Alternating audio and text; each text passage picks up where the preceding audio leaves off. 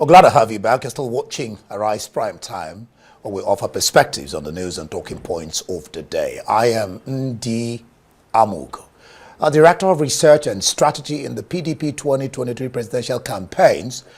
Adakole Ijogi joins us on Arise Prime Time to address the allegations by the opposition that voter apathy occurred because the APC already held control of the election, and touch also on the PDP zoning the presidential slot to the south. Glad to have you join us on Arise Prime Time at Adakole. Thank you for having me. Yeah, like we were discussing a while ago, what do you make of the elections in Rivers State, the local government elections? Well, I think from our expectation as a party, when you look at the whole scenario that is playing out in Rivers State, from the suspension of the governor, from the I'm trying to use the correct word now, the installation of a sole administrator, and the way state elections are run in this country, we're expected so. My only hope or fears is that we don't undermine democracy in this country, because the local government is the third tier of government in this country, and it is essential to engender development. Now, we always concentrate about the politics of it. How about governance? What happens at that level? And then when we talk about elections, I have also argued that it's not only in River State. If you go to states where other APC, the states where APC occupies the government house or PDP occupies the government house, the local government election goes to the way of the state that is in the party that is in control of. So this essentially tells us that, of course, the president is trying to chip away the structures that you have, or the president and the APC are trying to chip away the structures that you have in River State, because River State is essentially predominantly PDP. Now, yeah, so from time, it's been PDP.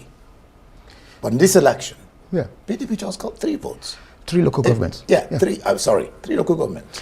Yeah. And APC got 20. Yeah, that's because, just like during the by-elections. That's because General Ibas is an APC man. He was brought in by the president. So he's doing the bidding of APC. That's why I say my hope and prayer is that a very respectable member of our party, former Governor Yeso Winko, FCT minister, I hope he's not playing Russian roulette. Because at the rate at which he's going to lose River State to APC, or probably maybe he's going to the APC, which I doubt. I think that the PDP still is a place where he has built over time and has people that he can trust. What do you make of the statement? One of our respondents has said something like, why the hurry? Fubara is supposed to be restored back to his seat on the 18th September of this month. That is about 3 weeks, less than 3 weeks away from today.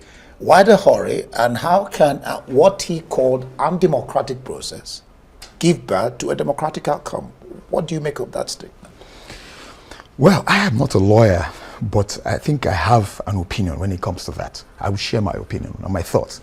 I honestly think that the installation of a sole administrator in any state, as it were, is undemocratic and unconstitutional. Now, lawyers may argue it.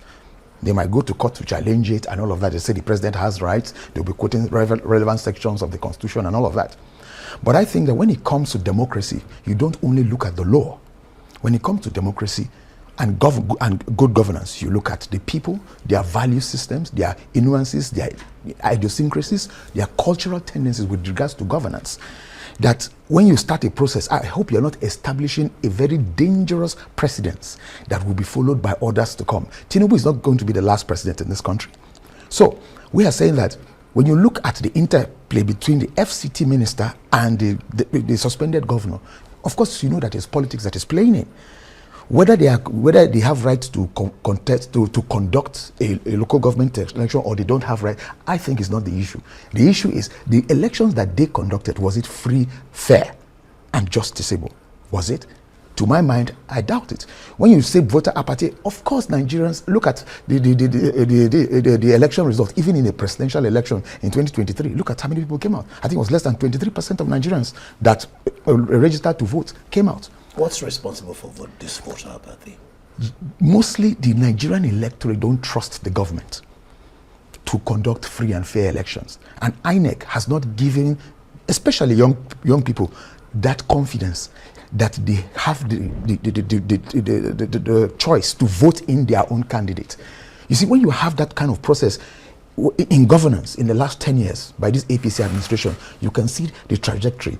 Everything is in the negative, what they have done in the last 10 years, from Muhammadu Buhari to Tinubu's 2 years.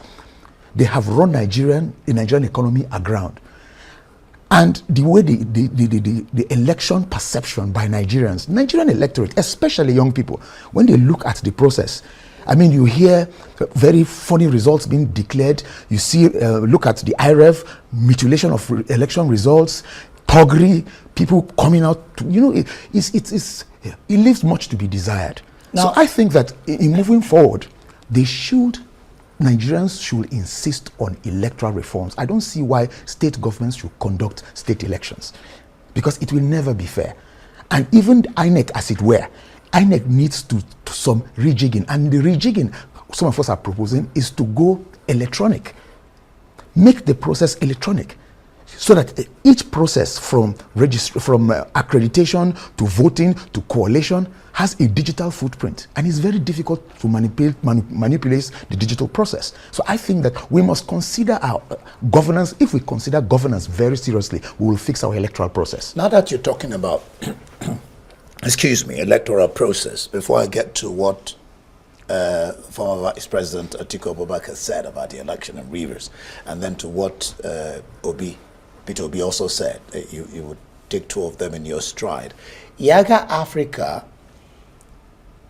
is wondering why there was no non-compulsory appliance of the Ibas for accreditation. Instead, it was manually done.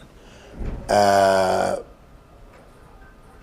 was the reason the Supreme Court nullified the elections of the former 23. So why? I mean, well, I can't speak to that directly, but I would say that a body like Yaga Africa is a very reputable organization.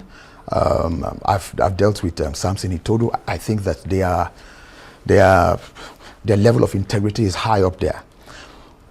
But in talking about the politics of a thing, like I said, sometimes you don't look at the legal aspect alone. You look at the politics of it.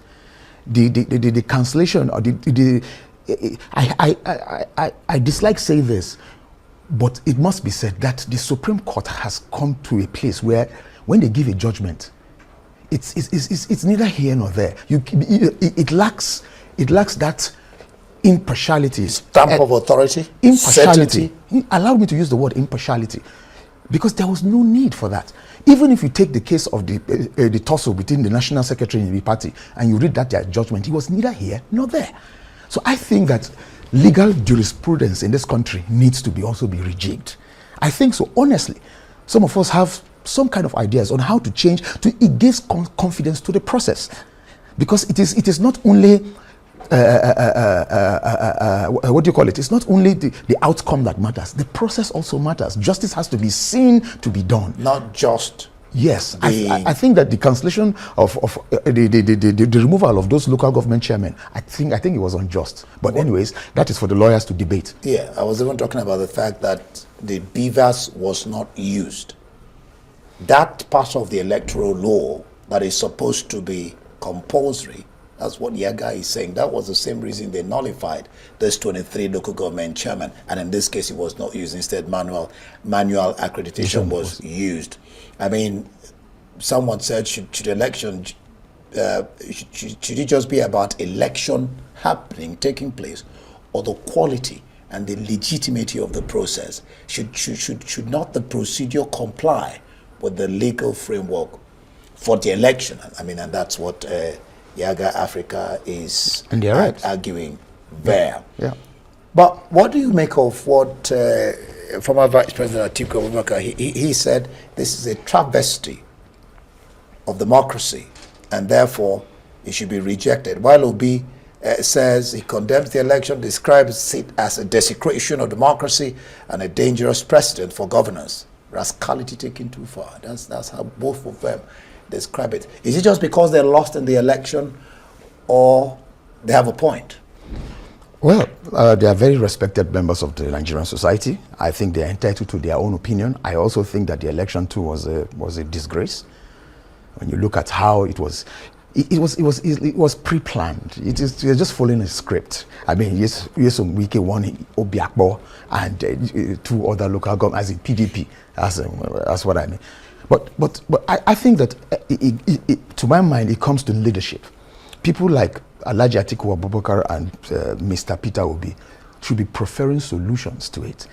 If you take Rivers State as a single case, we will miss the mark. We'll all come out after every election to criticize, to complain, to disown or disregard the election or dismiss the election results. I think that they should do, because their voices are strong. So they should add their voices to electoral reforms. They should be specifics, not electoral reforms in generic terms, but be specifics. Like I've said on today's conversation, that they should push for full electronic processes before 2027. Now, PDP, your party, recently zoned the presidential slot to the south. Later on, Layinka, the aide SSA to FCT Minister Wike, says that's what he's been fighting for all along, and it's coming too late in the day. Well, let me start by saying that the People's Democratic Party has gone through and graduated.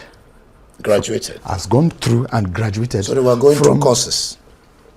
They were going through courses in the university. Yes, through Gege School of Wisdom and Knowledge. What's Gege? Good. If you know, you know. We have graduated with wisdom. So when I hear people like Layinka and their statements, it is not whether who is right or wrong. They say if you continue looking at the past, you will miss the mark where you're going to in the future. We had issues in 2023. Some of us opposed that whole process. I mean, there are digital footprints of myself, different platforms, opposing Alhaji Atiku Abubakar and when he emerged in the primaries. But what is done is done. Because the PDP is rebuilding, and thanks to leaders like Senator Bukola Saraki and Governor Bala Mohammed, we have been rebuilding, rebranding, repositioning the party. So that is what you are fighting, there comes to a point where fighting has to stop, where it will be conversation on how to move the party forward, how to move Nigeria forward. You can't be fighting always. You can't be disagreeing when if we claim to be all members of the same political family. If it is the PDP, then we are moving steady. If you check from when the leadership of the governors, PDP Governors Forum set up a reconciliation and strategy committee led by Senator Bukola Saraki. In May, if you check from May till now, you can see the PDP is gradually overcoming all those issues bedeviling the party, whether it's the issue of national secretary, whether it's the issue of acting national chairman, whether it's the issue of the Southeast, all of those issues. We are gradually now, we are going to a convention on the 15th and 16th of November. So what my brother, the media aide to the FCT minister is talking about is in the past. We are not looking at the past, we're looking at the future, because Nigeria is in dire straits. The Nigerian economy is bleeding. The Nigerian people are hungry. The Nigerian people are starving. And we in the People's Democratic Party, we have the capacity to govern. We did it from 1999 to 2015. So you think that your party has now got a grip on what your problems are, and so they are capable of wresting power, as it were, or giving APC a run for their money come 2027? You know, when you have a political party is a platform to get political power. And when you have politicians, you must have ambitions. It's like you going to a church and they're not expecting to see priests. There are politicians that are going to be in a political party, and politicians have ambition. So in the run-up to the 2023 election, there was so much ego and ambitions. And then the party jettisoned its constitutional provisions of zoning and rotation. Now, that caused a lot of stir in the party. So many people were aggrieved, so to speak. But you see, the way the PDP is structured, the PDP is sophisticated, that even with the exit of some governors, the exit of two governors actually, Akwa Ibom and Delta, with the exit of some very senior members of our party who joined the NAS, who joined the ADC. Okay. Now, those people that were shadow boxing within the party, the place is clean, because the people who were part of 80% part of the problems in the party have all exited. I mean, it used to be a time where within the People's Democratic Party, when you're talking to party people, when you agree on strategy and structure, it seems like you are talking to ghosts. You look like shadow boxing, because you don't know who they are. They will go back and do the complete opposite thing and jettison everything that you agreed on. But right now, the family is all intact. We sit down, we are going to present to Nigerians a credible candidate for presidency in 2027. And even besides that, we are re-engineering the party up to the point where primaries within the party will be conducted and the most popular candidates will emerge. Your neck comes up 15th, 16th. This is September, 2 months now, 15th, 16th, am I right? Yes. No, convention, you mean. Convention, I mean, yes. Well, national convention of the party, yes. Yes. Sorry about that. No, it's NEC okay. just held. Yes. So, and they decided that convention is coming up on the 15th. But one of you is crying foul and saying that that convention may not hold. You know who I'm talking about, the FCT minister. He says that convention may not hold. What should we expect from that convention? And the fact of the talk about whether Obi is coming back, whether Jonathan is going to be presented. Keyamo is saying that PDP will make a mistake if they go for Jonathan, because they might be legally wrong to do that. Well, all these are political brickmanship. I think that when the PDP wants to listen to advice, we certainly won't listen to Festus Keyamo. I think that Festus Keyamo, who is a member of the cabinet and a minister of the Federal Republic, should focus on governance and leave politics. We're not entered the season for politics yet. So he should leave politicking or trying to advise the PDP on a choice of presidential candidates. The People's Democratic Party is a democratic party. We're going to conduct a presidential primaries and the most popular candidate will emerge. So it is not that we're going to drag Peter Obi or drag former President Goodluck Jonathan or Seyi Makinde or anybody for that matter who is interested. But what we have done is that we have ceded the presidency to the South. Yep.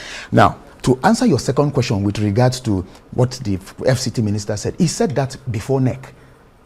Unfortunately, I didn't watch his media briefing today, so I don't know whether it's today. He said it, but before the last NEC, he was saying that the proper things should be done for the convention to hold. All the proper things has been done. A letter has been sent to INEC, a 21-day letter has been sent, INEC, duly signed by the National Secretary and the National Chairman. So nobody is trying to circumvent the National Secretary, who is a very solid member of our party. So all the right things have been done. And for our expectation at the convention in Ibadan, I tell Nigerians this: the PDP is going to elect 13 wise men of integrity, sincerity of purpose, and they are going to steer the affairs of the party. You sound very confident and very strategic. All right, Adakole Ijogi, thank you for being on Arise Prime Time. Thank you for having me. Today, we wish PDP the best. Thank you. For democracy's sake, you need some parties to be on board to challenge even the ruling APC. Thank you so much. Not to challenge, to take over government. All right, to take over government. We'll see how that plays out. Well, that's it for this edition of Arise Prime Time. Do join us again tomorrow from me and the entire team here in Abuja. Goodbye, and thank you for watching.